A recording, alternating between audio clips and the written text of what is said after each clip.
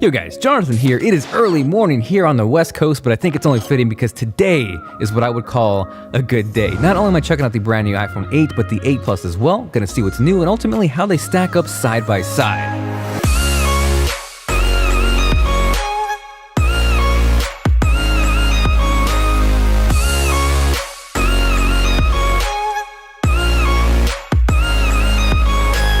Now before I hop in, what would an unboxing be without a giveaway? So if you're excited for that, let me know by dropping a like down below. Huge shout out to 23andMe where you can discover more about yourself through DNA for sponsoring this unboxing and giveaway. Because of that, you have a chance to win either an iPhone 8 or 8 Plus, the choice is yours. Definitely make sure you're subscribed, and for the complete details on how to win, check out the link below. Now I'm sure most of you out there have seen an iPhone unboxing or two, but if you haven't and this is your first time, I'm gonna throw a virtual high five your way and we're gonna experience this together. Inside the box, you have the USB wall charger and lightning cable, a wired pair of lightning ear pods, not AirPods. I am super used to saying that by now. And just in case lightning ear pods aren't your thing, on the flip side, you do get a lightning 3.5mm audio adapter so you can use any pair of headphones. So now that we got the accessories out of the way, we are here for what we all came for, the iPhone 8 and the 8 Plus. This here is the gold iPhone 8 Plus along with the silver iPhone 8. And I gotta say, between all the colors across the board, including the iPhone 10, I think the gold is my favorite by far. Something about it that just screams classy, and I think the word that comes to mind with the gold iPhone is creamy, and because of that,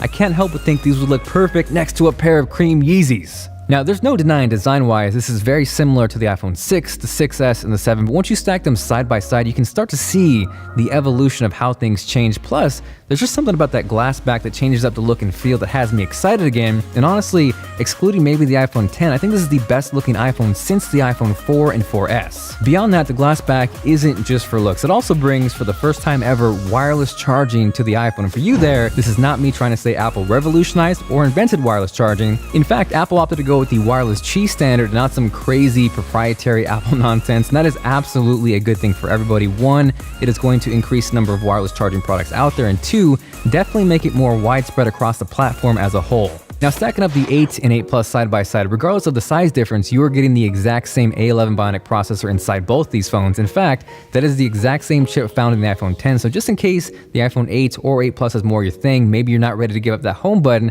it's nice to know you're not sacrificing performance across any of these. Now, if those are simply just numbers to you and it doesn't mean anything, to put things into perspective, that is on par with a 13-inch MacBook Pro, which is nuts to think about. Because of that, I am definitely gonna see how it stacks up side by side against that MacBook Pro, a Galaxy S8, and if there's anything you wanna see it compared to side by side, let me know with a comment down below. Now, as far as the displays go, while size or the resolution hasn't changed on these phones, what's new is True Tone display. It's a little hard to show off through video. I think I have an idea of how to do it. It's just gonna take a little bit longer, so stay tuned for my full review. But essentially, it is this real-time adaptive white balance for your display, so no matter what the lighting conditions are, you're gonna have a better representation of what those colors are. So again, while the screen size or resolution hasn't changed, the iPhone 8 features a 4.7-inch display with a resolution of 1334 by 750, whereas the iPhone 8 Plus is a 5.5-inch display with a 1920 by 1080p display. Now, as far as what that extra screen real estate equates to, taking a look at 23andme.com, you can see on the iPhone 8 Plus, we see two entire sections, whereas on the iPhone 8, we would clearly have to scroll up. From there, jumping into their Neanderthal ancestry section, and yes, if you've ever wondered to yourself how much Neanderthal DNA is part of me, that is something they offer. But regardless,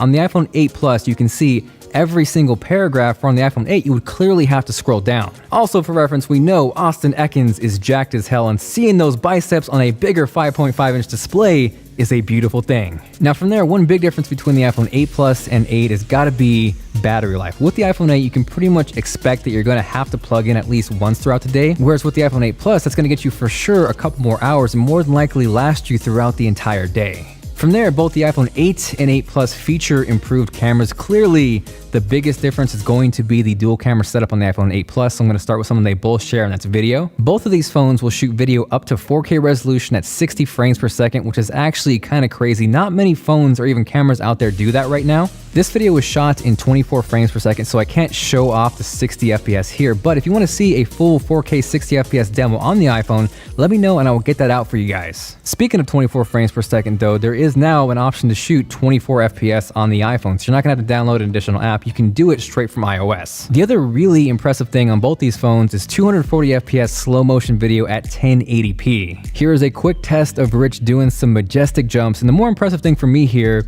is actually lighting here wasn't that optimal. It was getting closer to dark, so there wasn't a ton of light, but it still performed really well. I'm definitely going to be doing some more tests both on the 4K 60 side and the 240 FPS slow motion, but regardless, initial impressions on the iPhone 8 and 8 Plus, this is one of the most underrated features. From there, jumping into picture quality, this was shot on the iPhone 8 Plus, but it's using the main wide-angle lens, so it's something you can expect the exact same results on the iPhone 8 as well. Same thing here as well, and I love this picture here because of the dynamic range. Everything is sharp, we don't lose the dark areas, you can see how the color of those bike racks pop, and lastly, the sky. We can see the blue, we can see the clouds, and nothing is blown out. Now from there, jumping into more of a lower light situation, this was one of my favorite shots. Everything holds together really nicely even though it was getting dark. I particularly like the roll off here, straight from the camera and no artificial depth added at all. From there, this was pretty much right after sunset, so it's getting pretty dark here. And yeah, you can definitely see a little bit of noise towards the street on the bottom side of the picture, but it's nice to retain both the shadows, the sky, you can really see that orange, and overall, I really like this picture. Now, as far as what advantage that dual camera on the iPhone 8 Plus gets you over the 8, here is a shot on the wide angle lens on the iPhone 8 Plus, and then here is another shot using the telephoto lens at the exact same distance apart. We then, of course, have portrait mode, which is by far one of the best and most enticing features of the 7 Plus, and it is no different here with the 8 Plus. What's also cool with the iPhone 8 Plus beyond portrait mode is what Apple is calling portrait lighting, which is really kind of crazy. What it does essentially is allows you to manipulate different lighting environments through both hardware and software. I've talked about this before, but what's awesome is you can do this both while you're taking the photo or even adjust it after if you didn't take it in the first place. So I think as good as portrait mode was on the iPhone 7 Plus with the improved optics and of course portrait lighting, not only is it more fun,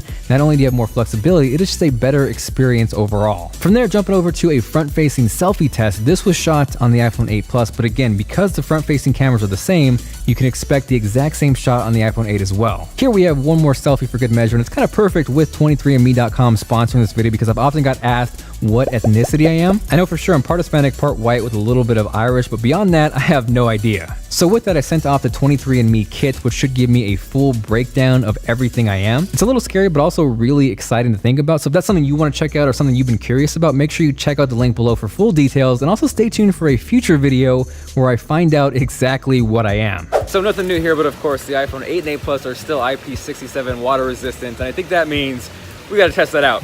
So into the water we go.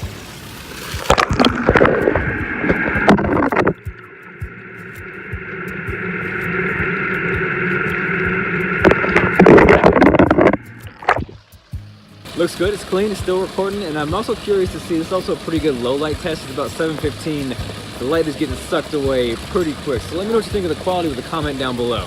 Next from there, kind of utilizing both the cameras and the processing power of the iPhone 8 and 8 Plus, this was really kind of my first time to truly play with AR. I got a chance to mess around with Sky Guide, which is kind of amazing. It utilizes the compass with the cameras and augmented reality to give you this real-time look into the sky. It is kind of crazy. I think by far the most impressive thing for me wasn't how fast or how instant everything was. It was the fact that it could react and adapt to your environment in real time. So if you notice, if you look behind the tree, the text is actually sitting behind there, which is bonkers. So all in all, while I think the iPhone 10 is definitely the phone most people are waiting for, the iPhone 8 and 8 Plus still have a lot of really attractive features. You saw the power, the performance, the cameras, you have water resistance, wireless charging, and maybe you're not ready to give up that home button. That is something that is still here and readily available on the iPhone 8 and 8 Plus. Definitely gonna spend some more time with it, so if you have any questions or there are features you want covered more extensively, let me know with a comment down below. Aside from that, thank you guys very much for watching. This is Jonathan, and I will catch you guys later.